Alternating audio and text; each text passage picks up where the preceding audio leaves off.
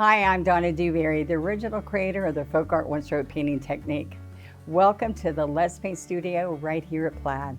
Learning to paint has never been as easy as when I teach you how to load a brush with multiple colors where you can blend, shade, and highlight with one stroke of the brush. Our new program with Let's Paint Folk Art One Stroke this year is going to be all about learning how to paint 50 different types of flowers. And as you can imagine, 50 flowers makes the possibility endless to be able to paint floral designs. I'm thrilled that you've chosen to join me on this one-stroke journey. So let's paint. Today we're going to paint a carnation, and we're going to use our reusable teaching guide with my actual stroke sizes on here so that you have that at home with you. And then we've got the colors from the Folk Art Multi-Surface, which are wicker white magenta for the flower and sap green and citrus green for the greenery. And the brush we're going to use is a 12 flat, so it makes it really easy for you. Now this is reusable, so we're going to wipe off with a baby wipe or a wet paper towel. And the first thing we're going to do is get this carnation. This is a fun, simple stroke. So we're dipping in and picking up both colors, the magenta and the wicker white. We're going to come right here a couple times and get that really nice in the brush. Now, one thing I need to tell you is that I wet the brush and lay it on the paper towel before I load it. All right, I don't know if you noticed that, but we're ready. Okay, so now I've got a strip right here for you to stroke and see if that's the right color. Now you can see that I'm going to have to go like this because I need more white. All right, so I can dip white and work it in, because that's what's going to make the carnation look really good. Of course, carnations are all colors, so but this is going to look better on your project. See how much white's there? Okay, so this is the moment that you're going to do, and you're going to want a jagged edge. So we're standing up on the chisel, and we're going like this, up and down on the chisel, so it looks like a zigzag, right? And so as I'm coming in here, what I'm doing is I'm going to go back and forth. And I know it's slippery, so you can, after you practice a little bit, you can put this on some paper and see this movement. There we go. See that? All right. And we're going to make it really up and down, up and down. Now, this is the chisel. This is what you're concentrating on. And this is what you're going to do. I'm going to lean it back so you can see. You want your handle straight up and down, but I'm going to make sure you can see this. Back and forth, back and forth, back and forth. All right. So then we do a second row. So pick up strong paint. All right. And so we're going to come right in here and see how that looks when we're doing the second row. And I might come this way sometime or the other way. All right. And you're going to go all the way around. And then at the end, to fill in the middle, what I'm doing is I'm coming right in here. Let's get fresh white. You're going to come right in here and just use more of this chisel. See this? The point, the corner of the brush. And that's how you're going to fill this in. So if you practice here doing that movement, then it makes it really easy for you to go and do it yourself on your project. All right, so what I'm going to show you here is this is just up and down, almost like you're pulling these just like that, but we're going to zigzag it still.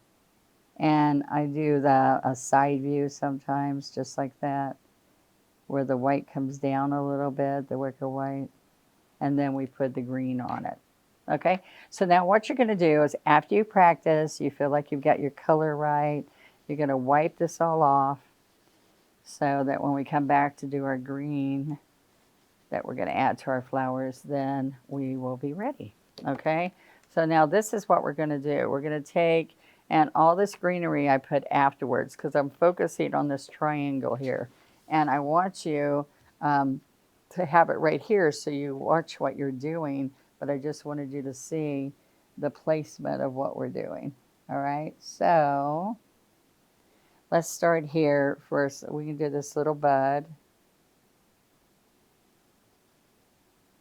come up here, just a little jagged. Let's pick up a little bit more white so you see a layer. All right, so now what I want to do is I'm going to have a medium one up here. All right, and this one you're seeing the head of the flower. And then over here, I'm going to have a trumpet holding the flower. All right, so I'm still going to do the whole shape. So get the size, so see small, medium, large, and a triangle effect. Okay, so, all right, so you're going to come here and you're going to do a zigzag.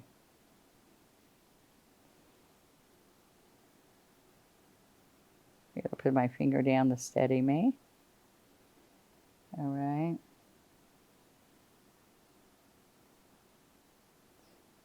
Artists love doing these carnations because they're fun and it looks really good. Okay. Okay, that's our first row. Now let's pick up some more white and let's come in here and do the second because it's a really full flower, right? So we're going to come all in here.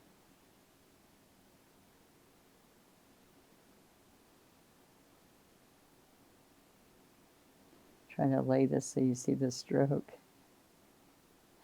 All right. There we go. See how I'm just picking up white? We got plenty of pink on there.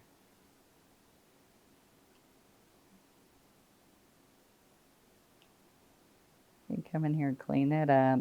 See, all you have to do is reload your brush if you need more. Okay. And this is when you do the little bits in the middle.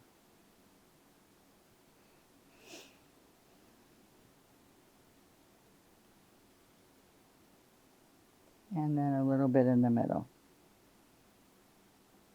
Okay, now the one thing that's important on here is that we do put the trumpet first, so that flower is going to sit right on top of that.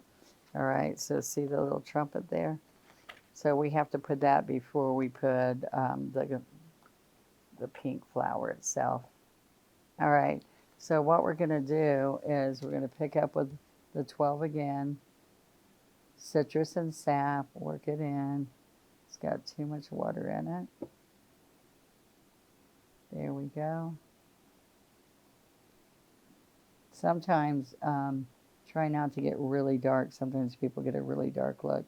All right, so we're sliding down and coming back up. And then we come here and make little strokes to grab the stem.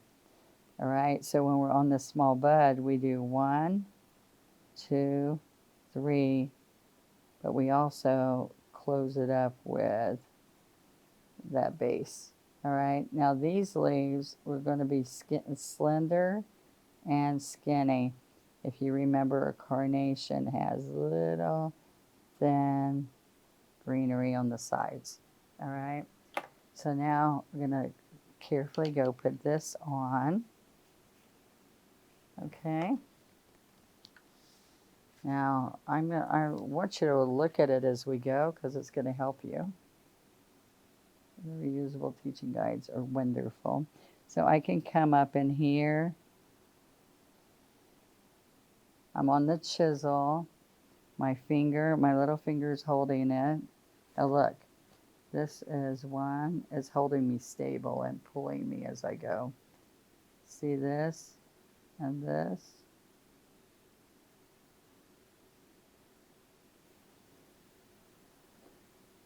Then we're going to pull. All right, now what I want to see here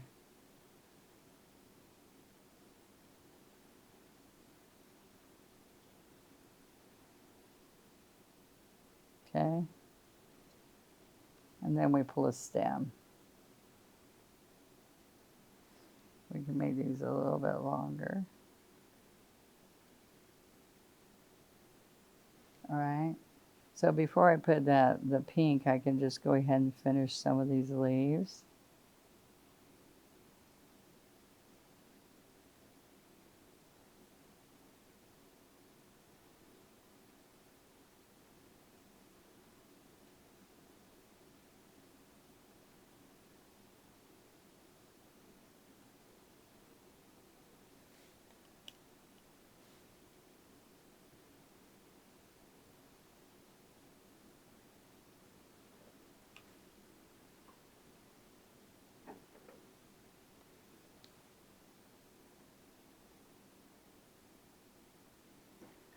Okay, we'll wash the brush and finish up with the pink and white flower. Okay, pink and white petals.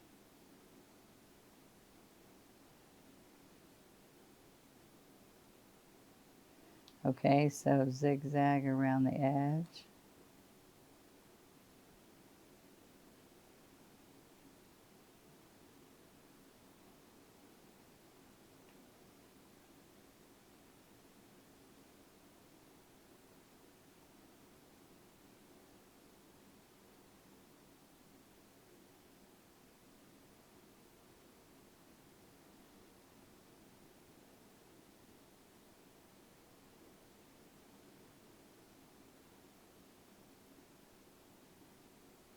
So you can tell if it gets too light.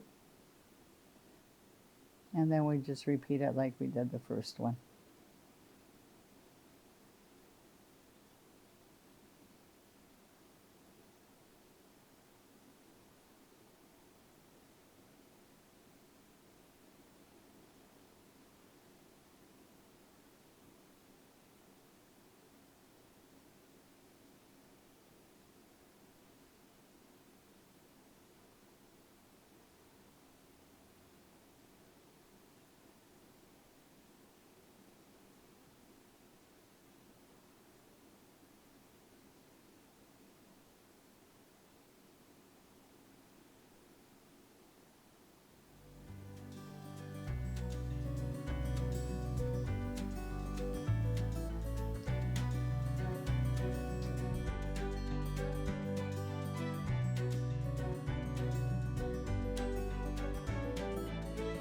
I had so much fun today sharing how easy it is to paint these flowers. They turned out gorgeous.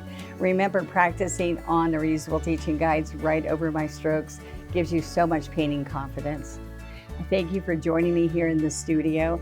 And remember, we just learned one more of the flowers from the A to Z one-stroke floral painting sets.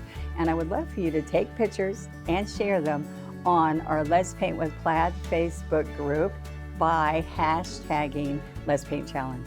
Come on, everybody, let's paint.